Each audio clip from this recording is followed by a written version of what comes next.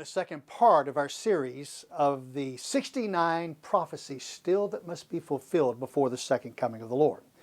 With the doors of the seven churches of the Revelation closed, the things which are, according to the Lord, are no more.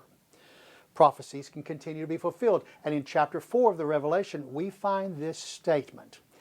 After these things I looked, and behold, a door standing open in heaven. And the first voice which I had heard, like the sound of a trumpet speaking with me, said, Come up here, and I will show you what must take place after these things. Notice in the Gentile storyline the inclusion of seal 1 having been completed. I left that with you in our last part. In Revelation chapter 4, John describes the glories of what he is seeing in heaven. In chapter 5, John describes the book that he sees, which has 7 seals. In chapter 6, John describes what happens when the Lord opens each seal. And this brings us to seal 1, and John describes what he saw with the breaking of this seal.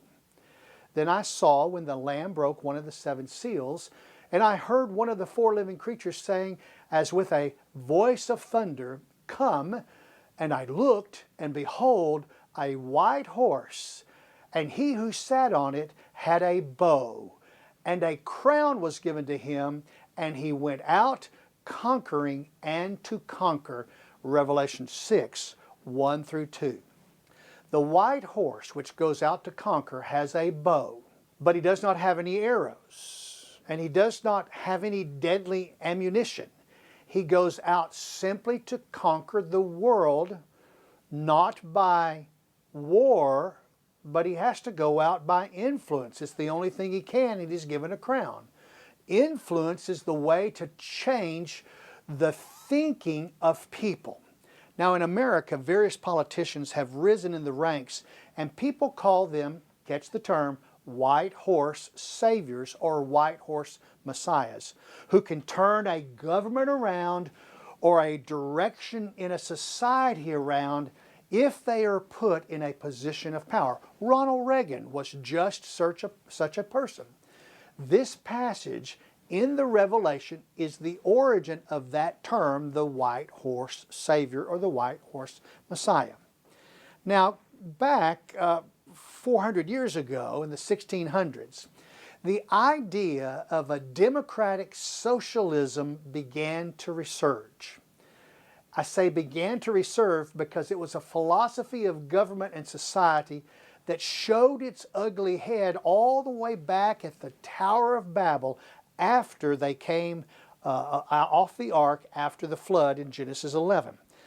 If you remember back then, when they decided they were going to live together, they were going to build they were going to build a tower to God, the Lord brought an end to that quickly, and He brought an end to that socialism government. Now in the 1600s, 400 years ago, it controlled Germany and France, and it was even imported into the Americas at first. And you say, whoa, wait a minute, when was it imported? Well, if you remember, William Bradford embraced the concept with his group that he brought to Plymouth Colony in America. And under Bradford, everyone was supposed to own everything, and everybody was to share everything. It was to be America's model. It lasted less than 18 months, less than a year and a half. And William Bradford basically said, this is not going to work because we have a few people who work and do everything, but most of the people here are lazy and they want handouts. So he abandoned the whole idea of the democratic socialism concept and went to a capitalistic concept. Now, the French Revolution of 1789 to 1799 was all about changing their government into a democratic, socialistic society of socialism, where the state had the common ownership of everything. Karl Marx was a proponent of the philosophy, and in 1848 he wrote a pamphlet entitled The Communist Manifesto. Now, I know when you hear the word communist, you think, oh, bad people, but you have to understand where that word came from. It came from the democratic socialist model. because the word communist comes from two words, or should I say a word and then a suffix. The commune means common. It means publicly owned and free. That's what it meant back in the 1800s, 1600s, and later on. Commune means common to everyone, free and owned by everyone. And the suffix ist means the one who does, or the one who makes. So the word communist means the one who makes everything publicly owned. That's what it means. And so the word, by the way, did not exist, but was first coined by John Goodwin Barmby, B-A-R-M-B-Y, who lived from 1820 to 1881. The word was picked up from his writings and put into the writings of Karl Marx, who used it, and he wrote his Communist Manifesto. In other words, communist, the one who makes everything the owner, to own everything, manifesto. This is where we want to go. This is where we're headed. In other words, the word manifesto. The manifesto denied the existence of God. He was headed towards a world and society without God. And Karl Marx's books still have influence in the world to this day. But he was not the white horse rider. And because he did not have a crown, Marx drafted the documents, but a king-like figure was needed to implement this philosophy. World War I came, and in 1914, the Russians, and in 1914, Russia was an ally with America in fighting the Germans. But in 1917, Nicholas II, who was an ally with America, was the ruler of the king of the North. Although he caused great trouble for the church in Russia, where he was the king, he believed in God and he believed in the church, and the church was open to everyone. And that year, his family was captured and killed in the Russian Revolution that started in 1917. A provisional socialistic government was established with disagreeing parties because they couldn't decide who was going to take the lead. But 4 months later, an unknown rose up through the ranks and was given the authority to take charge in Russia, and he was given a crown as the leader of the Union of the Soviet Socialist Republic, and his name was Vladimir Lenin. Well, in his 1918 decree, he decreed that everything and every plot of land, every inch of land, was owned by the Russian socialistic government. And he also took all ownership of all the property of the Orthodox Church there in Russia. He installed communism in Russia. Common. Everything is owned by the state. And from there, Lenin followed Marx's outline to the T. The church in Russia was outlawed, just as Karl Marx's outline wanted it to be. And his decree deprived the church of its status as a legal personhood, the right to own property, or to teach religion in either state or private schools, or to any group of minors or anyone. God did not exist in Lenin's world. But just 7 years later, Lenin was dead. But the damage had been done. Russia was Marxist to the bone. Russia was a godless country. Christians lived in fear. In fact, I will tell you, he was so influential that in 1994, just 2 decades ago, a man by the name of Volkogovna said about this, about Lenin: there can scarcely have been another man in history who managed so profoundly to change so large a society on such a scale. Russia and France, because they were allies with America in World War I, began seeing that many of their population wanted to come to America to immigrate, and they immigrated here, as well as the Germans who immigrated here. And you have to remember also, under Adolf Hitler, he was headed towards a socialistic, democratic socialism also, and they began to come to America. And when they came to America, they brought their Marxist communist beliefs with them. They also moved, by the way, into England, besides America, where their influence formed what was called the God is Dead movement. And that movement was German in its origin from 1882 by a man by the name of Friedrich Nietzsche, and it energized, or I should say it was energized in the colleges, in the universities. That's where they decided that God was dead, and they began teaching it there in the institutes of higher learning. It too would be imported into America. By the time of the last church of the Revelation closed its doors in 1922, Lenin had fully established his intent to change the world. You catch that? Last door of the church of Thyatira, the last of the 7 churches, closed in 1922, and Lenin had instituted it all, and it was fully in place by 1924. He died in 1924, and 10 years later, over here in America, in 1933, a group of American ministers from the Unity Church, the Unitarian Church, and the Universalist Church had gotten their degrees from over in England. Here in America, they band together and they wrote the Humanist Manifesto 1 in America with the intent of changing America into a Marxist, communist, godless society as Lenin did in Russia. Their plan did not immediately gain acceptance. Then they saw the philosophy's success over in the England colleges, and they came to the conclusion that the only way to accomplish their goal in America was to take their plan out of the pulpits, which is where it was, and place it in the institutes of higher learnings. And they began to become professors in the colleges and the universities. Well, by 1973, they had infiltrated the institution strongly, and the foundation was well established to accomplish their goals through the universities and the colleges. And in fact, in 1973, the Humanist Society wrote the Humanist Manifesto 2, and this time the majority of the signers were not ministers, they were Marxist professors. These men knew that if they could take this to the colleges and the universities, soon the graduating students would filter their Marxist socialistic philosophy down through the educational system, all the way through high school, junior high, elementary school, and down to the preschool classrooms.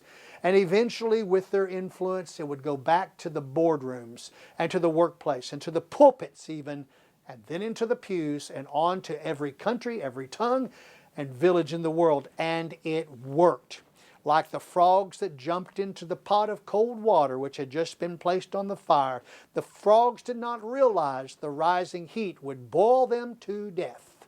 In short, the white horse rider had ridden in the name of Vladimir Lenin, who started it all with his crown and his bow and no more God. He did it without ammunition.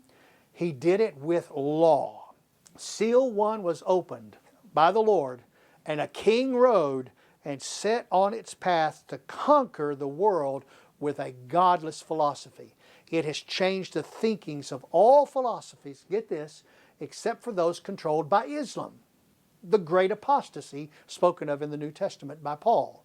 Yet, when you look at Islam, the traits and the social structures are the same as communism, socialism, where the higher-ups, the few, own everything. I want to challenge each of you to read the 1933 Humanist Manifesto 1 and the 1973 Humanist Manifesto 2. Just look it up online, and you can go and you can see it and you can read it. It will make you sick to your stomach, because you'll turn around and you'll say, this is America today. This is Venezuela today. And every place where socialism is, you'll say, this is where it is. You'll be sick to your stomach. Well, it was all planned. Now we continue with the 69 prophecies that must be fulfilled before the second coming of the Lord. Prophecy number 1. The 10 toes of Nebuchadnezzar's dream must become a united empire to fulfill the prophecy. Those 10 toes are Britain without Scotland and Ireland. They've got to leave Britain. France, Spain, but with Portugal as one country. Spain and Portugal have to be one country again. Italy, North Africa. Well, North Africa, 4 countries have to come back together. That's Morocco, Algeria, Tanzania, and Libya. They must reunite as one country before they become part of this empire. Greece is already there. Macedonia, New Macedonia became New Macedonia in 2022. But this modern Macedonia must join back with, get this, Bulgaria, Albania, Serbia, Kosovo. They all must reunite back into one country before they can be part of this 10 toes of Nebuchadnezzar's dream. To that we add Turkey, Syria, and Egypt. That's Daniel chapter 2, chapter 7, and chapter 8. To fulfill Nebuchadnezzar's dream, during the formation of the 10 toes into one empire, 3 of the kings of those countries will reject the union. They will not want to be part of it, and they will be killed. No one will be installed in their place as a king. And Daniel describes this evil empire as a 7-headed beast with 10 horns, 10 countries, and 1 supreme president, whom himself is also called a beast. Now note here, the empire is called a beast, and the supreme leader is called a beast in the Revelation. So those 2 beasts, one is the empire, and one is the supreme leader. Prophecy number 2 on the Gentile line. Colonies of humans must begin living among the stars and under the surface of the oceans in permanent homes, with an emphasis there on permanent. That's in Obadiah 4:4 and Amos 9:2-3. This prophecy is quickly moving towards fulfillment. It's not there yet, but I promise you it will be there soon, within probably the next 20 to 40 years. Prophecy number 3 on the Gentile line. This new empire will be led by 1 president and 7 vice presidents, and get this, here's the new part, a Muslim false prophet to guide the spiritual aspect of the empire. That's in Daniel 7 and in Revelation 13, 11, and 12. Prophecy 4, Gentile line, seal number 2. The red horse goes out to take peace from the world. Revelation 6, 3-4. Many theologians see this to be a war because of the mention of a great sword used to slay others. I once agreed with that. However, in light of the recent COVID phenomenon, I must ask, what could that great sword actually be? You see, already in the Revelation, John has made it plain in the Scripture that the sword of the Lord is not a real sword, but it's the Word of God. It's not a real sword. So John made that clear in Revelation chapter 1 when he describes this sword coming from the mouth of the Lord. Therefore, I have to ask the question, could this sword in this seal not be a sword, but something maybe like an injection needle that would cause maybe sterility or birth defects or bodily systems to fail? After all, the COVID virus started in its spread from where? From Red China. It doesn't matter where it was developed. Where did it start the spread from? And it came from Red China. It is the red horse, by the way, and it's been 100 years since the demise of the last church of the Revelation. We're in 2022. That was 1922. It's been 100 years since the onslaught of the successful attempt to create a godless world by the white horse rider. This bug has definitely taken peace from the world and will continue with side effects, great heartaches in the side effects. In addition, many have died from the treatments used to try to cure this bug. And time will only tell if this bug has affected life and death as well as all the side effects associated with it. We will have to wait for the history to be written to understand if this bug from Red China is seal number 2, and is this the red horse rider that rode? It may be. We don't know when it's happening, because that's the nature of many of these prophecies. All through Daniel's prophecies and everything, we had to wait for the history books to write the history of what the people were doing without knowing they were fulfilling history. So we come to prophecy number 5, seal number 3. The black horse goes out to bring poverty to the world. Revelation 6, 5 through 6. World history will tell us the identity of this rider also after he has begun to ride. But we cannot speculate on his origin at this point in time, because one thing is for sure, the effects of his ride will not be immediately known. It will take time, just like seal 1 and seal 2 took time. Prophecy number 6. Seal number 4 in the Gentile line. The green horse goes out to bring massive death in the world. Revelation 6, 5 through 6. Now we cannot speculate on this origin either. However, when he rides, 1/4 of the population of the world will die from weapons, from famine, from pestilence, and wild beast. Listen, today's estimate of the world population is 7.6 billion. 1/4 of the world today, if this was to occur today, means that 1.9 billion people would need to die to fulfill this prophecy. Again, we will have to wait for history to record who this rider is. Prophecy number 7. On the Gentile line, you see this seal number 5. From under the altar, many souls cry out to heaven. How long? How long? This prophecy will be fulfilled in heaven after seal 4. After 1.9 million people, if it was to happen today, have died, it will be fulfilled. But while the 1.9 are dying, this cry from heaven comes and says, how long? How long? Seal 5 is a cry that will end when seal 4 comes quickly.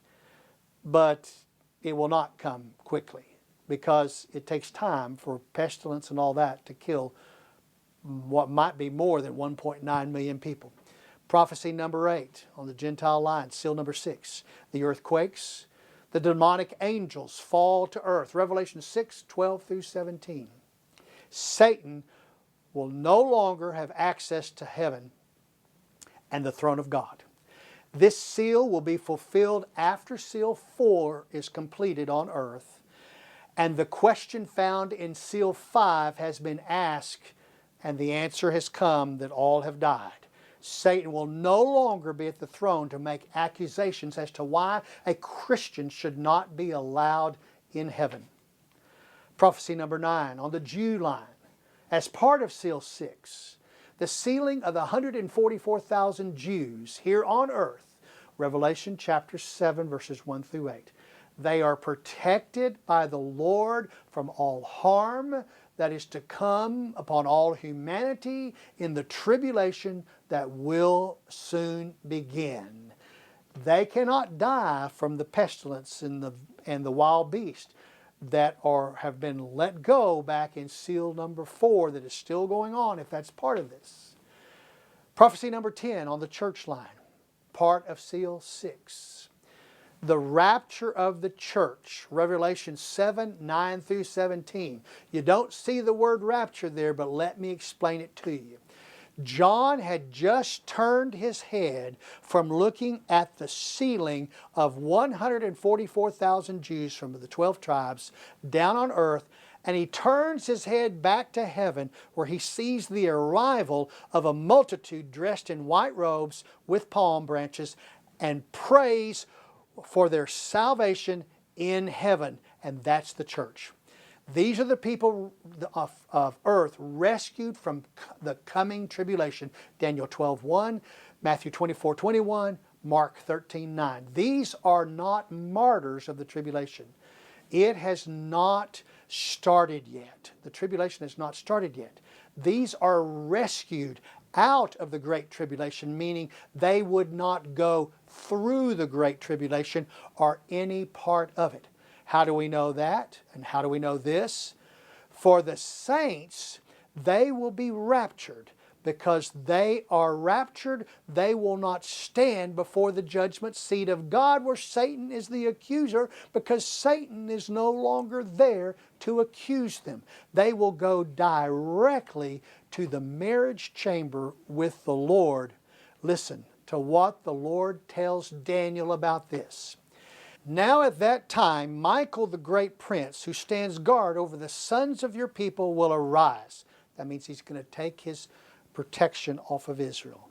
And there will be a great time of distress such as never occurred since there was a nation until that time. And at that time your people, everyone who is found written in the book, will be rescued.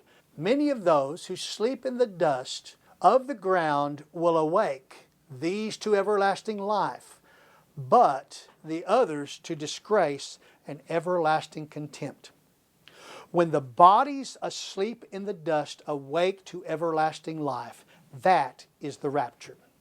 When the bodies asleep in the dust awake to everlasting contempt, that is the great white throne judgment. Daniel's entry is a summary of three things to come. The rapture, that's the resurrection of the saved saints to life. The coming of the tribulation of Israel, and the resurrection of the lost sinners to eternal death. And when seal 7 is broken, heaven becomes silent. And I must end this lesson with this question. What in the world does that mean when it says there was silence?